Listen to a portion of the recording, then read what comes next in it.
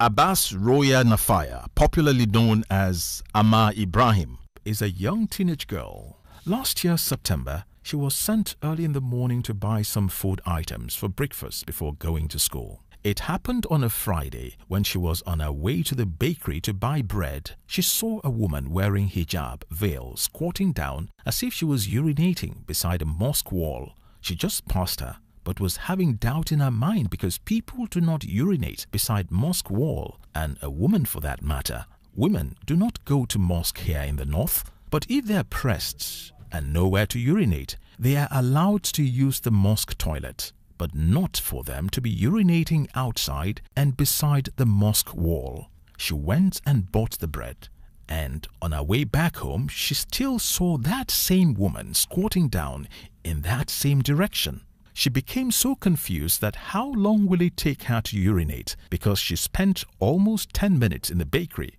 She still passed her by and moved faster, where she met some men drinking tea in a fast food open joint and narrated what she saw. Some of them did not take her report seriously, but a man among them insisted, telling them that they do not have to ignore such information. She might be seriously sick, or she can be planning something evil due to the insecurity status and challenges in the town that really alerted the other men, and they agreed to go. When they got there, the woman had left, but they saw a nylon bag containing refuse, and the girl said there was nothing there when she passed earlier. So one of the men said they should check what was inside. To their greatest surprise, they found an object looking like an explosive. They quickly informed the police, and the police came with their anti-bomb squad to detect, and they found out that it was a bomb that the woman planted, and they timed it to explode during the Friday prayer hour. Amma Ibrahim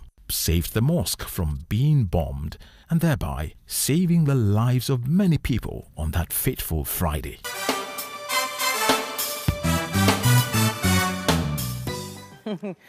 Wow. Naifarya became a heroine at age 14, and at age 17 right now, we're really happy to say that she's in the university. She's come to see us this morning. Hello, Naifarya. Hello, good morning, ma. All right, so I know you've probably talked about this story quite a lot, but I have so many questions. Okay, where do I start?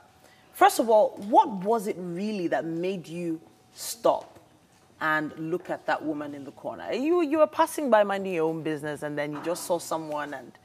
Okay, so talk to us. What really made me stop was because she was acting suspicious, and due to the insecurity there, so everything we see there, we take it serious, and she took a lot of time there. And usually, women don't urinate outside or even close to the mosques. They don't even go close to the mosques, talking about urinating. So it was very strange. So I decided to say, let me check and see what she was up to. Okay, so did you go there and check yourself first before going to call people, or you went to call people first? No, I decided to call people first before checking. Okay. All right, now, we already know what it was, but I'm thinking about how you must have felt once you discovered that it was a bomb. What was that first thing that went through your mind? I was scared. I was very scared because I was thinking, if I didn't do that, a lot of people would have lost their lives. But still, I was still happy because I did something that was good. So... Okay, so how did Indomie get to hear your story? Somebody came to me and told me about it. So I decided to write my story and submit it. So after a few days, somebody came back to me that I'll be interviewed. Okay. And after the interview, I waited for days. Then the result came out. All right. And the results, when they came out, they told you you were coming to Lagos, right? Yes, ma'am. So you were 14 years old. Yes. Coming to Lagos for the first time, hearing that, coming to Lagos for an event, hearing that, you might win an award. Yes. How did that feel? I also felt very happy, even though I didn't know what was my position. I was just saying, let me come and see, and I was very happy. All right, so now, I know that you won the overall award for the day. That was the first prize, right? How much was that? 1 million naira. 1 million naira. That's a lot of money for a 14-year-old. I know you must have felt happy that you won, but then what did you use the money for? I bought a projector for my school, my secondary school, and I also used the money in paying my school fees and I did it for my school. Everything I used the money for was for my education. Fantastic, fantastic. And now you're in the university. Which one? Federal University, Dutsima. Dutsima. Katsina? Yes, ma. Okay, you're studying what? Microbiology.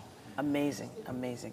Okay, so I'm thinking like a parent now, and I know that you had to go home and tell your parents what happened. Yes. What was their reaction when you got home and told them this was what happened? My mom was scared at first. She was trying to say something else. Then my dad told her that, let's wait and see. Since I saved the place and the police came, so nothing will happen again. And after all, the woman didn't see me. So that was how he convinced my mom.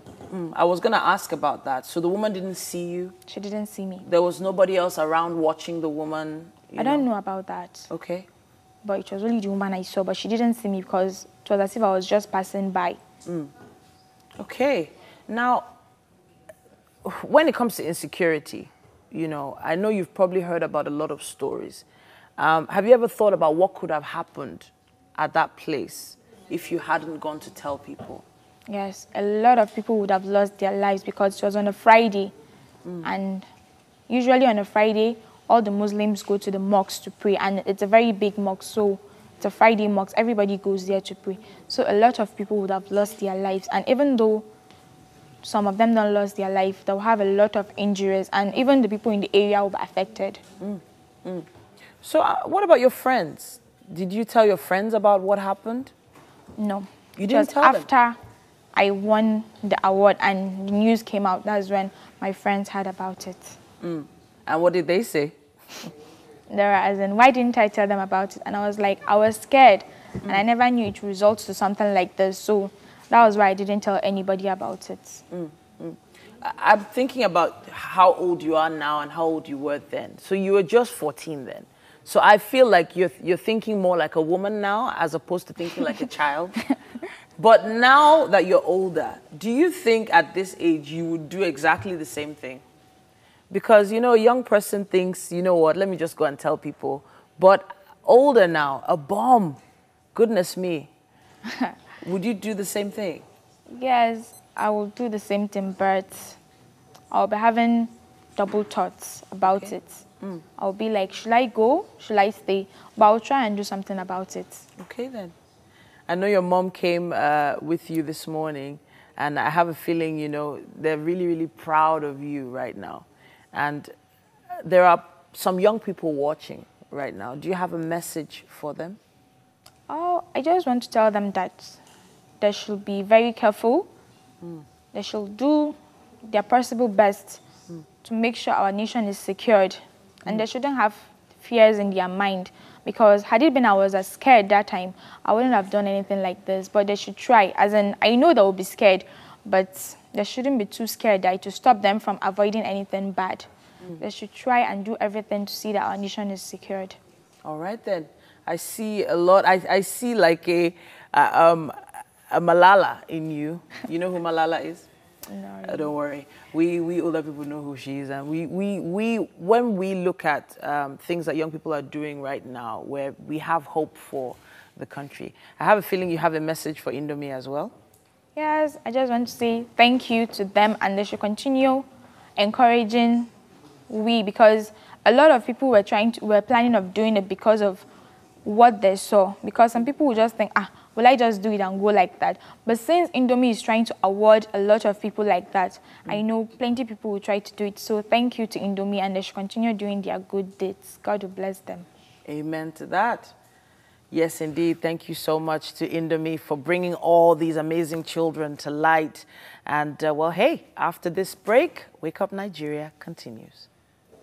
The search for Nigeria's most courageous child has started. The 11th Indomie Independence Day Awards for Heroes of Nigeria, IIDA, is here again. Indomie seeks to identify and reward heroic kids aged 15 years and below in 3 categories. Have you seen, heard, or know any Nigerian child who has exhibited great acts of bravery, physically, socially, or intellectually? Then don't waste time. Hurry and submit your entries for this year's awards detailing the act exhibited by the child in written form on our website, heroesofnigeria.com. You can also visit the Indomie Facebook page for more details. Entry closes by August 13th, 2018. For further inquiries, please call 070-143-21209. The Indomie Independence Day Award for Heroes of Nigeria, celebrating the hero in every Nigerian child.